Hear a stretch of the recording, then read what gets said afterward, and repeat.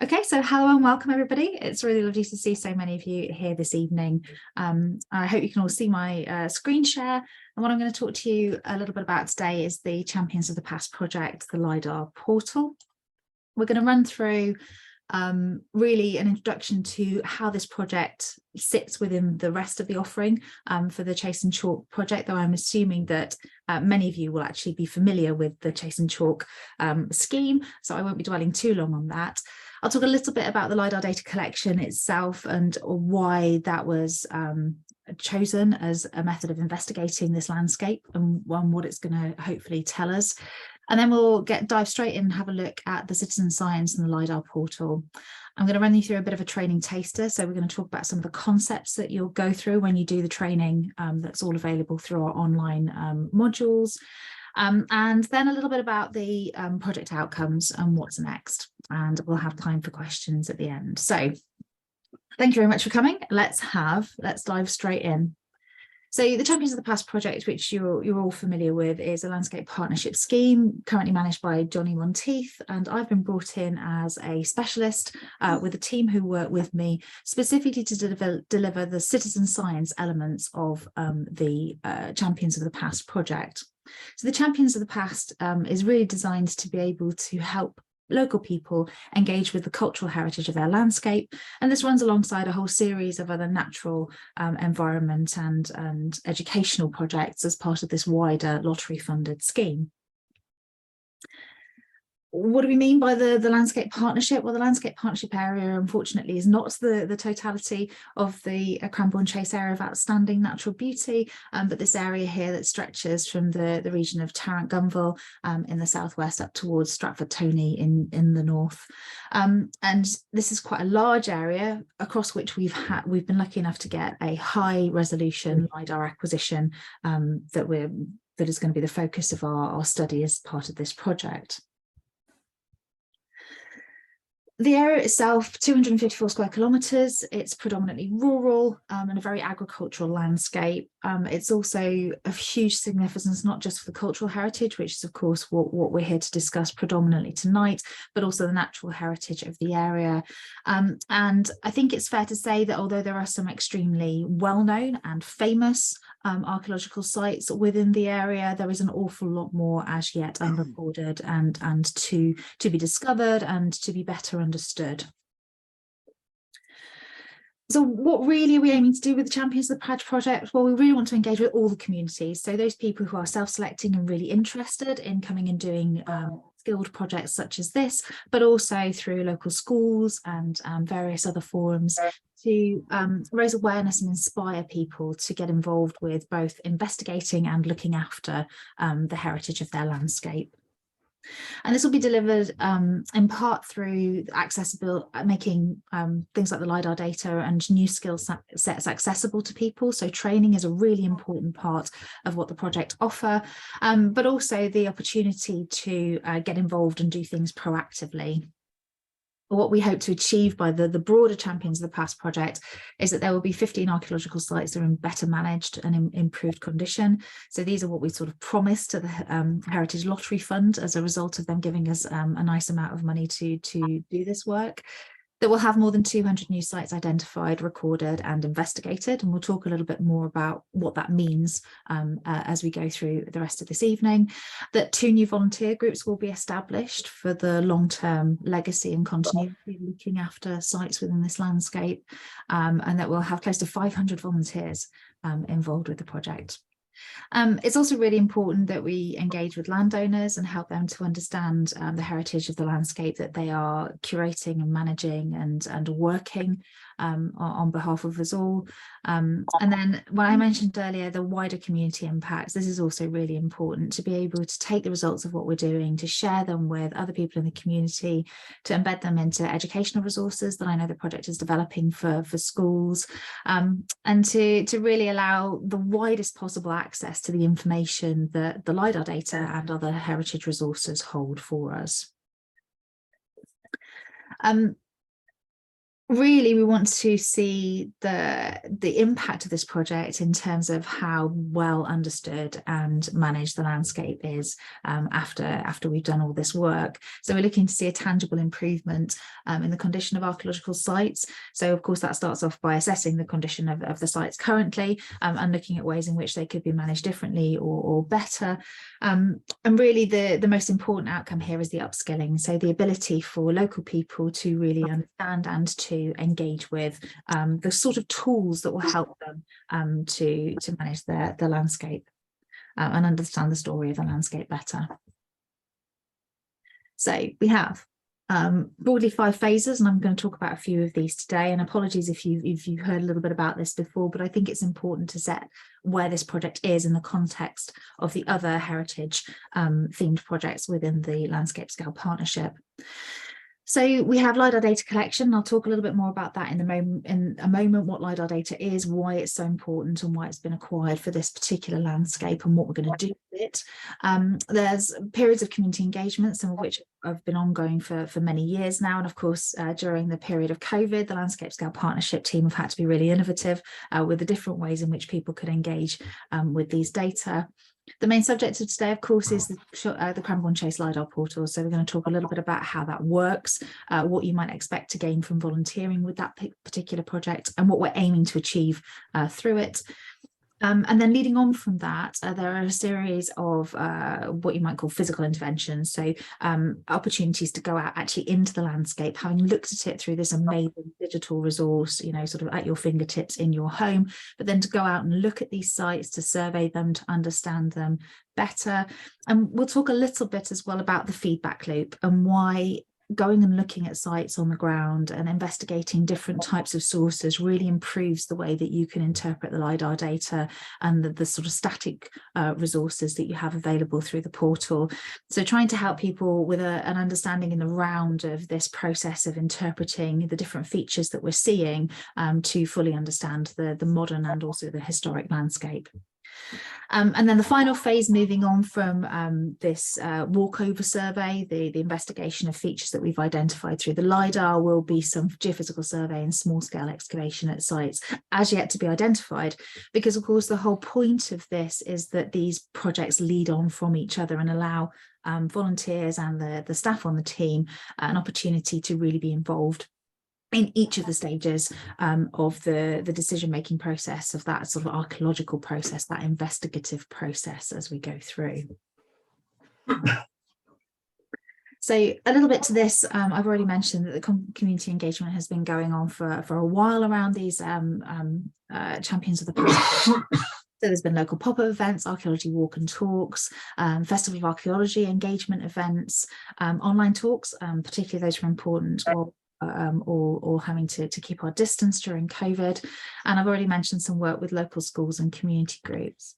Really, this is an ongoing enjoyment and challenge for the project team to be able to share the work that we're doing. And if any of you wish to be involved in these kind of things, then certainly let the team know, because it's always wonderful when volunteers can share their experiences. It brings the whole project to life.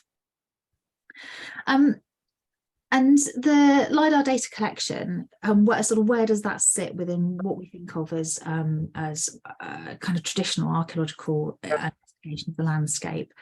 Well, most of you will probably know what LiDAR data is, but for those of you who don't, it's a high-resolution metric survey of the landscape. And what do we mean by that? Well, we mean that a little way back, I think it was 2020, this data was collected.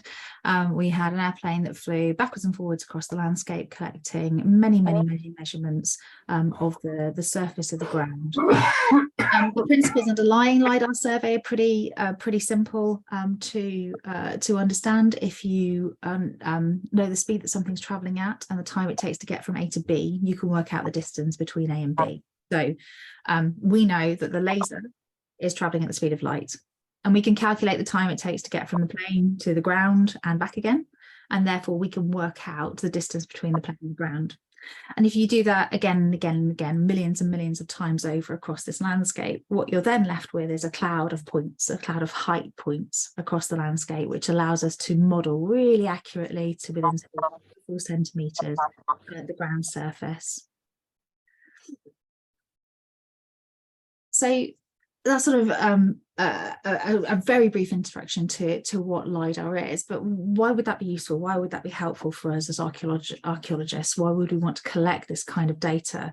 Well, the tools that we have available to us to analyse the landscape from the air principally are things like aerial photography. We've got a very long history, more than 100 years of examining aerial photos for identifying archaeological sites and features of historic interest within the landscape.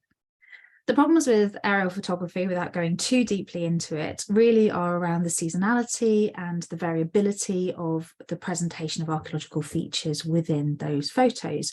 So you can take the same photo, and I've seen examples of this, only minutes apart, and archaeological features will be visible in one photo, but not in the second.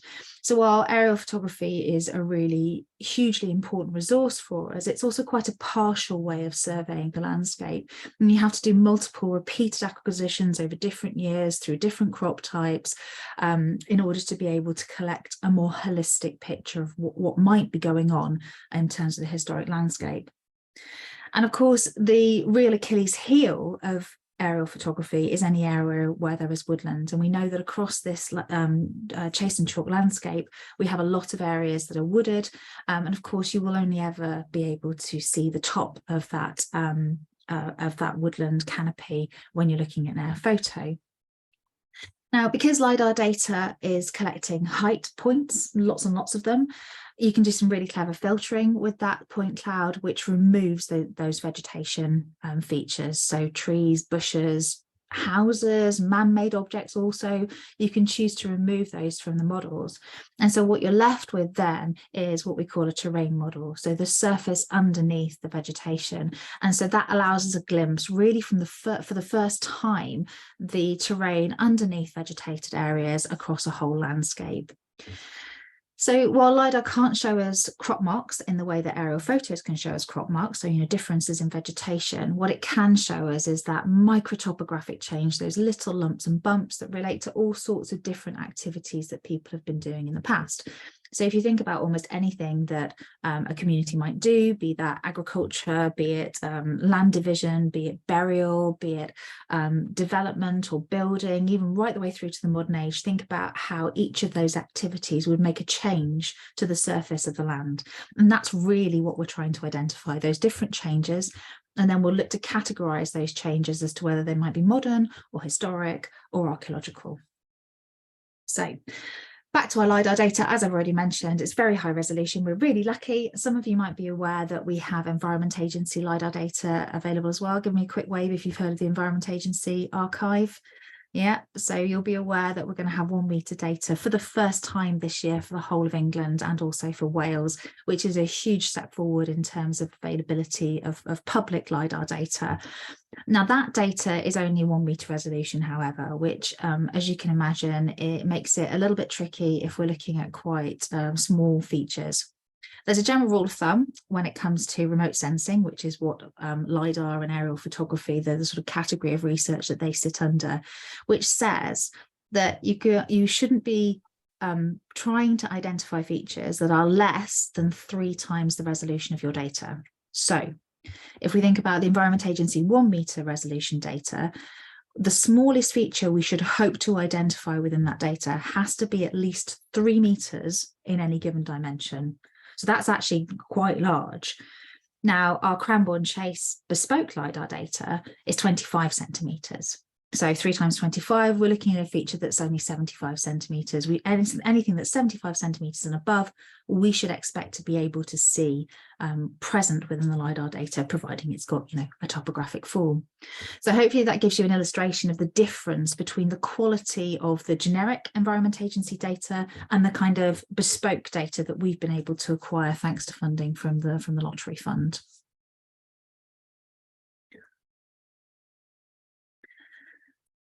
So This data is acquired, it's processed, it's turned into various different visualizations that help us to see the microtopography. We'll talk a little bit more about that in a moment, but then what do we do with it? Because actually it's a huge area, more than 300 square kilometers, and that's a massive task.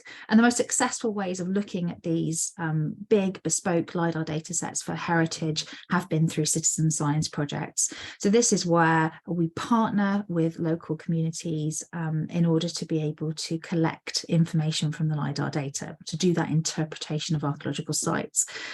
There's an obvious benefit for the heritage and for the archaeological record, in that more records are able to be collected because we've got more people working on it and many more people trained in the art of understanding this landscape.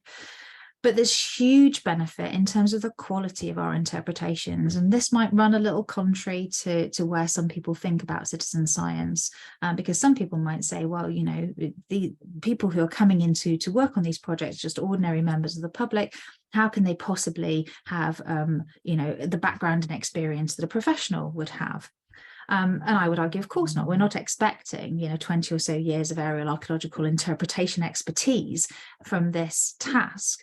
But what they bring invariably is their experience of living in the community, of walking these landscapes, of working these landscapes over many years, of the different professionalisms and skill sets that they are all familiar with.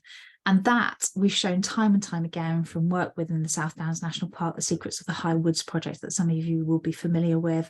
And we've got currently ongoing projects in Kent and in Surrey, and also one that's just finished in the Chilterns that many of you will have heard of. Time and time again, this experience of the landscape and passion for the landscape really adds more than the sort of sum of the parts to the work that we're doing. And of course, as you're all here tonight, we know that you guys are keen to learn. You guys are perfectly capable of learning about archaeological interpretation and understanding the landscape, and we're really, really happy to teach you and to work with you on this sort of project. So to make it easy, because it's not entirely easy, you've got these, LiDAR comes with enormous data sets and you have to do quite a lot of work to it. You have to put it into a geographical information system, a GIS for short.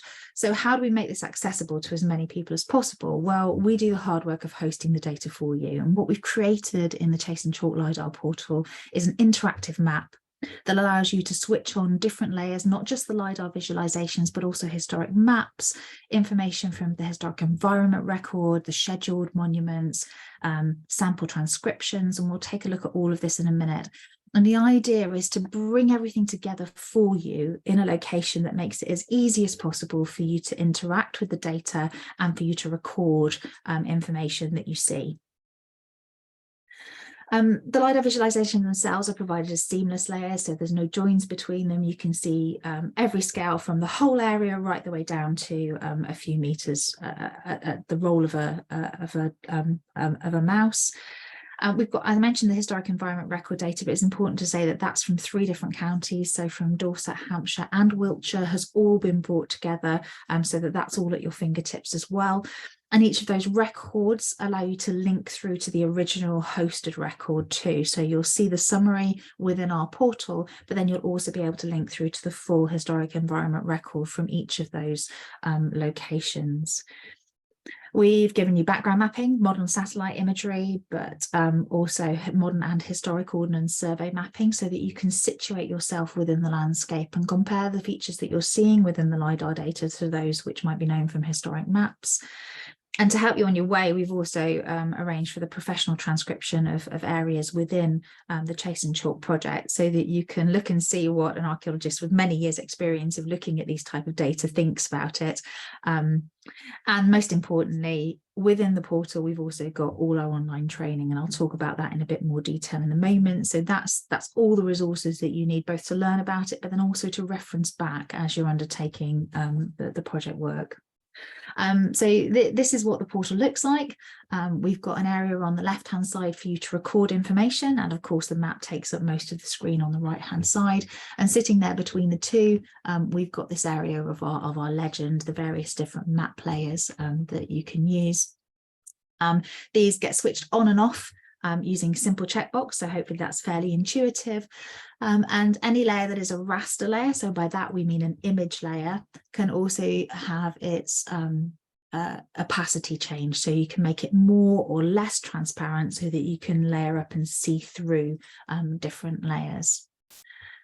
So without further ado, let's go and have a little bit of a look at the portal, and you can sort of see how it works live. So first of all, there's a typical cookie statement. We're going to ask you to not to sign your life away, but just to let you know that we do collect some user information, in part to satisfy the conditions of the lottery fund, so we know how many people are using the site. So you see here, we start off with 3 different features switched on. My features, so things that are in blue, that are things that I've transcribed.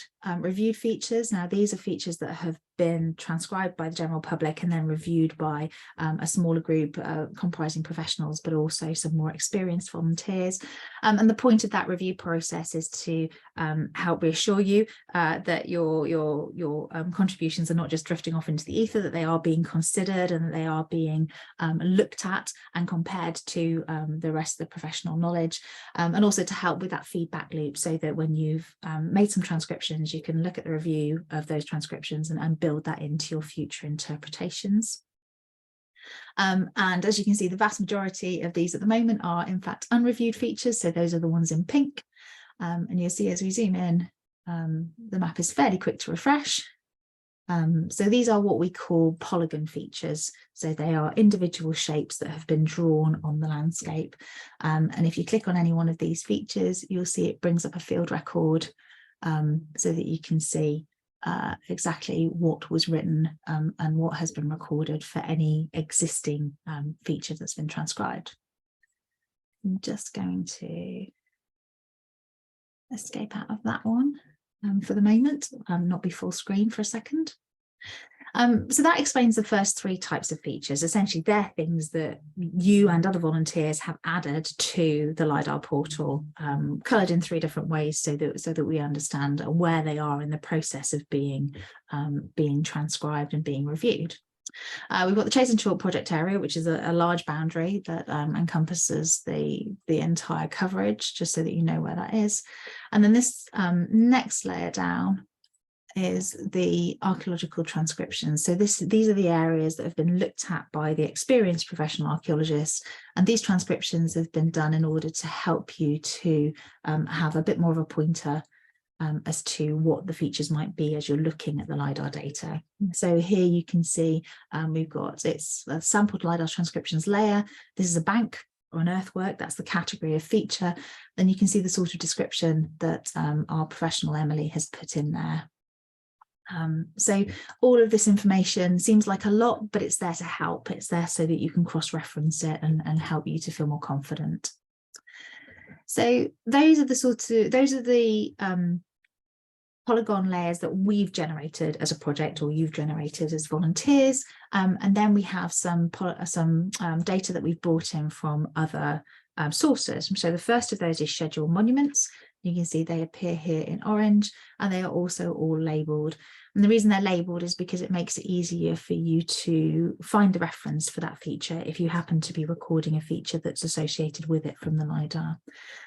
Each of these features is a hyperlink to the scheduled monument record. So if we zoom in and take a look, we can see here that by clicking on it, we're able to access the hyperlink, and that will bring us to the Historic England list entry. And this is quite a nice one, actually, just by happen chance, that we've got an image associated with it.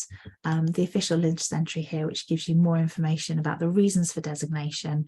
And this obviously is nice archaeological information that helps to enhance your interpretation of what's going on in the landscape.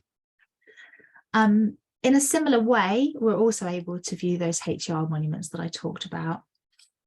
So the HER data are represented as points in this interface rather than polygons, and that's for consistency, because not all of the HERs have polygonized data. In fact, the vast majority of HERs in the UK are still working with point-based data. So what we've done for consistency is make sure that any polygons have been changed into centroids, so that's a central point. And as with the scheduled monument data, Clicking on these gives you a summary of the information and then a link through to in this instance, the Wiltshire Historic Environment Record for that, where you'll find more information on that particular site. So now on to the most interesting bit, perhaps. It's all very interesting. I shouldn't say that. Archaeological professionals shouldn't have favourites, should they? But we then get on to the different background layers that provide us with the information that we're interested in looking at. And the default layer here is something called the local relief model. Now, this is a particular version of the terrain data. So this is the data without woodland or buildings in it, that specifically highlights small scale features. So if we take a little look at this area here, hopefully you can see that fairly well on my screen. I know that it's not always easy through a Zoom recording, but here you can see the faint outline of a field system running right the way across the top of this these modern fields within this area. So that's our local relief model. And we can also look at the same area in a hillshade. Now, this is a more common archaeological visualization of LiDAR data. If you've seen LiDAR data, you'll have definitely come across this one before. But as you can see with the hillshade, there are some elements, so say for example on the sides of these combes here, on the slopes, where it's just not quite as easy to identify the features or to work out if they are a positive feature, so something like a bank or a mound, or a negative feature, so a dip, a hollow, sort of a bowl barrow or chalk pit type feature. So by combining these two, the local relief model and the terrain hillshade, you're able to get a really good picture of what might be going on. And one of the clever ways that we can combine the two as part of this portal is to use something called the Keyhole Viewer tool. So this little tool is accessed by the little green keyhole on the left-hand side there. And what it allows us to do is open up this little pop-up window that sits above the portal. And by clicking at the top of that window, we can move it around, and we can also make it bigger and smaller. And this allows us effectively to view two different visualizations at the same time, but without changing the transparency. So they're both as sort of, perfectly non-transparent, perfectly opaque, and visible, but visible at the same time. And you can see the difference here between how obvious or otherwise some of the archaeological features are when you compare them across the two visualizations. We can, of course, switch both on, and a little bit like, layers in a cake, the features above will always obscure the features below in this order of the legend here. So we've got the local relief model on the top and the terrain hillshade underneath. And if I make the local relief model more transparent, can you see how the layer underneath is coming through? So those are 2 out of our 3 LiDAR data resources. The other LiDAR data source that is also quite important is called the surface model. Now, this includes all that vegetation that I talked about before that has been removed. So just as a quick example, we'll pop the terrain hillshade on as one of our pop-up windows here. So you can see on this area, we've got lots of woodland here on the slopes, as you'd expect to see in this landscape. And so in the surface model, all of that surface information, that vegetation, those buildings are there. In the terrain model, you can see that they've all been stripped away and we can see what's going on underneath. You might ask, if the terrain is what we're really interested in, why have we got the surface model in there? What's the point in Rebecca putting that in for us? Well, the point is that it really helps us to situate ourselves within what's going on in the landscape, because reading the landscape isn't just about identifying features in the LiDAR, it's about understanding the context of those features, both in terms of the current modern landscape and its modern land uses, but also in terms of being able to connect networks and an understanding of how features, historic and archaeological features, might interact with each other. So having the surface hillshade there is really a really important tool for you to be able to situate yourself in the modern landscape and to understand what's going on there. So to very quickly run you through the other resources, we have second edition Ordnance Survey mapping provided from the National Library of Scotland. And this, of course, as you'd appreciate, anybody who's looked at historic mapping is really helpful in terms of things like field boundaries. So what would have been considered contemporary features within that sort of 1899 to 1900s landscape. But also, many of you will be aware, if not all of you, that the Ordnance Survey took quite an interest in archaeological features. So we do also get historic and archaeological features identified through the second edition Ordnance Survey data. And then we have the opportunity to look at modern aerial photography. So this is the satellite data provided through Bing, modern Ordnance Survey data. If you really like to, I'm not quite sure that this is as useful, but it comes as part of the package from Bing. You can see the roads there. So that's really a kind of quite a brief introduction to the portal itself and what it sort of looks like and what the different data is. You can search for a place within here. So we've got tools here that allow you to search for a postcode within the Cranborne Chase area. You can also use the measurement tool to see how long something might be. So you see here this little pop-up that tells you how long that, how wide that field is. And that can be really useful if you're trying to understand the features and describe the features that you're identifying within the landscape. And what other tools have we got here? Yes, we can click and get an easting and northing. So if you wanted to be able to tell somebody where that feature was, you see that just by clicking on this little tool here, and within you're identifying an easting and northing up here that can be copied and pasted. So very basic in terms of the kind of tools that you get in a GIS. Obviously, this is really, really pared down, but we've pared it down to make it the most useful tools for you without having a kind of overwhelming interface. So on the left-hand side here, I've already mentioned this. This is our feature details form, and this is where we put the information about any features that we'd see. So the way that this process typically, I'd encourage you to do it, is to kind of forget about that form for quite a long time. Have a really good time orientating yourself in the landscape. So having a good look around, looking at the different resources, looking at the different LiDAR visualizations, getting yourself familiar with some things that we already know about, and then looking across from those features to the things that we don't. So spend a lot of time just looking. There's no pressure to record things as you're getting familiar with the landscape. But as you start to feel a bit more familiar with the landscape, then that's when we move on to the recording phase. And there's lots of really detailed instruction in our training materials about what we should be recording.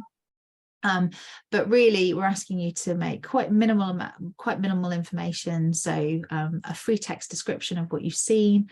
And then we've got a series of different types that you can pick from. And depending on which type you pick at the top, the site type, the broad type, there'll be a whole series of other types underneath that you can narrow that down into.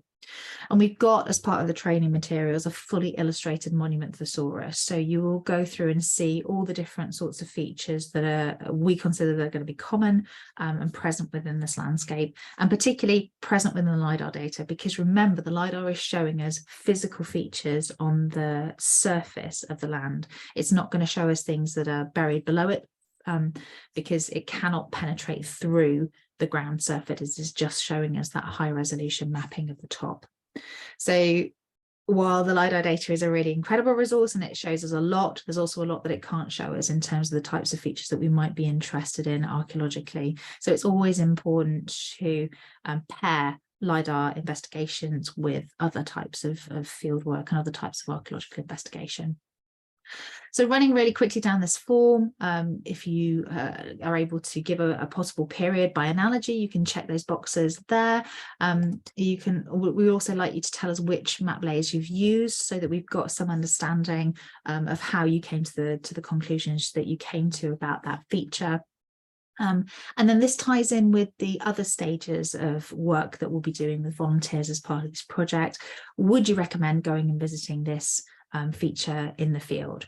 Now, as you can probably imagine, we're going to have hundreds and hundreds of new features, perhaps thousands of new features, and we can't visit every single one of them. So what we're asking you to do with this question is try to get an understanding of what is either tricky or unique or unusual, or questions yet to be answered, or questions that need to be answered that can't be answered from the LiDAR data itself.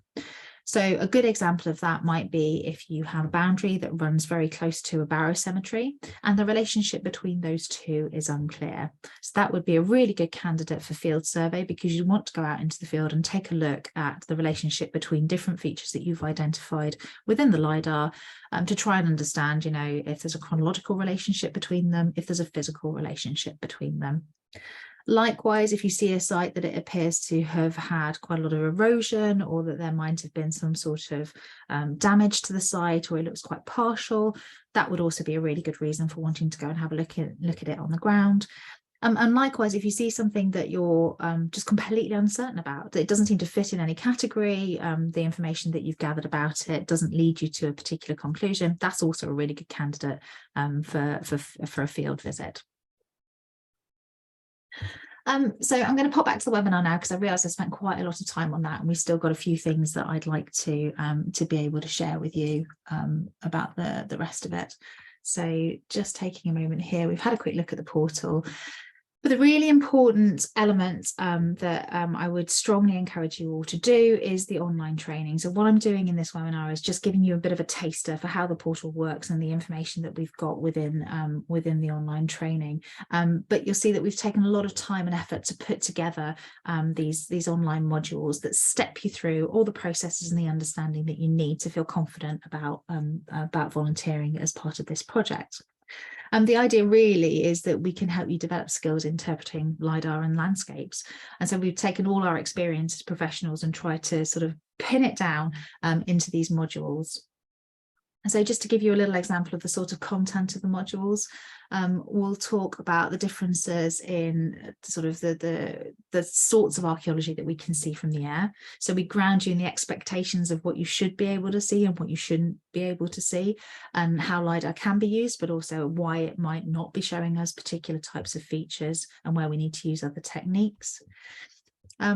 We look at the difference between topographical features and proxy indicators. So by proxy indicators, we really mean crop marks in this instance, so where buried archaeological features are affecting the vegetation versus actual physical extant features.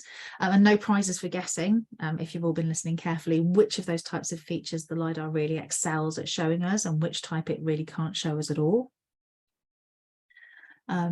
We look at some comparative sites here, so you can see what Knowlton, for example, looks like through the LiDAR and what can be seen on aerial imagery, just to really embed your understanding of aerial archaeology as a discipline. And then we run you through more detail about the LiDAR. So earlier on in this webinar, I introduced the concept of LiDAR, but we step you through a little bit more detail about what it is, how it works, and what the pitfalls or drawbacks might be, so that you can really understand what it is you're looking at and what you might not be able to see. We talk about the different models, how they're created, and we step you through. So here we go. We've got our examples of all the different ones together lined up. So there are 16 lessons as part of this online course. It takes about 3 hours to complete, and it's entirely up to you whether you'd want to sit there and run it through in one block, or whether you just want to dip in and dip out as you go. And at the end of the course, the portal instructions are also available as a downloadable PDF. So those are the kind of click here, this is how you do this, a little bit like the demo I just did live on the portal. And the reason for those being provided as a PDF is that sometimes it can be easier to either have those open on a separate window if you're lucky enough to have two screens, or to print them out and have them in front of you as a little bit of a user manual for the web mapping itself. But we're not just sending you off to do the training and leaving you there. We'll have monthly informal catch-ups and mapathons where you can get together with me and we can talk about different features that you've seen. You can ask questions. I can go through any hints and tips, or if you've got any particular problems that you want to raise with me, and that you can kind of bounce off each other and off myself. Because although it's really lovely that you can all do this from the comfort of your own homes, and what we want to encourage here is a community of people that are happy to talk to each other and to support each other in this quite gargantuan task. I've already mentioned, but some of the most kind of powerful resources that I think you'll be returning to time and time again as you get used to this particular task is the sample transcriptions and the illustrated monument thesaurus. And these sit as part of the online training course. So you'll be able to see examples in the LiDAR data and in aerial photography of the different types of features, and that should help to give you confidence to identify them. And just to say before I quickly move on to the sort of the wrap up here and bring you to ask any questions, that the sort of overarching thing that I would want to say about the process of interpretation is that identifying the features is really the core task. So it's a sort of say what you see exercise. Describe to me what it is you're seeing in that LiDAR data or in the historic mapping or in the aerial photo that indicates to you that people have been doing things in that landscape in the past. Tell me about that, and then layer on what you think it might be. And the reason that I'm bringing this point to the fore and I want to really emphasize it is that interpretation is an ongoing process. Now, sometimes in archaeology, we don't have very much resource. So when we see something in the HER, we think, oh, well, that's what it must be. We've categorized this as a bowl barrow and it's next to several others and it belongs to this particular period. And that's really important information to have, but it's also information that can be revisited. So what I'm trying to say here is that having done the training course and worked with us, you'll have some really, really good interpretations and really good insights into the landscape. But you shouldn't be frightened to make an interpretation, because that is a process that can be revisited and reworked and will be reworked at times in the future. So you shouldn't feel inhibited from giving it your best shot and having a good go. And the reason I say this is because I know that quite often when volunteers first start on this sort of project, it feels a bit overwhelming to give an opinion as to what it might be. But what I'm saying here is it doesn't matter a scrap. Just give it your best shot, because it will all be reviewed and it will all be considered in the round in the long term. So very quickly, last couple of slides, and then I'll open the session to questions. In terms of volunteer training and on-site surveys, we've already talked a little bit about the sort of quantity of this that we're expecting to happen. And this, once again, will be about professional partnering with volunteers who want to learn skills to be able to identify features on site, to measure up and do measured survey, and then also feed that information back into the interpretation from the LiDAR portal. And only once that process has happened will the information from the portal be passed forward to the historic environment records, because the ultimate home of this data that we're creating will be back with the historic environment records, so that can sit in our long-term archive, in our planning system, in our research system, so that data is curated and preserved in the long term. A little bit about legacy. I won't labour this too much. The slides will be available to you. But really, what we hope to be able to achieve through this is quite transformative. And we're really pleased that we've had so much interest in the project so far, in terms of the engagement and the willingness of people to try something quite different, because we do appreciate that. Understanding landscapes, investigating landscapes and using LiDAR data is perhaps a little bit different to the usual tasks that are offered to volunteers. It's maybe a little bit more technical. It certainly perhaps requires a little bit more support in terms of training and skills development. So we're really pleased to see you all here, and we will definitely let you have an opportunity to get boots on the ground as well. So you will definitely have opportunity to dig holes too, if you wish to. A couple of quick admin things just to say, if you haven't already signed up for the portal, please do. You'll need to sign up and undertake the training before you get access to the online mapping.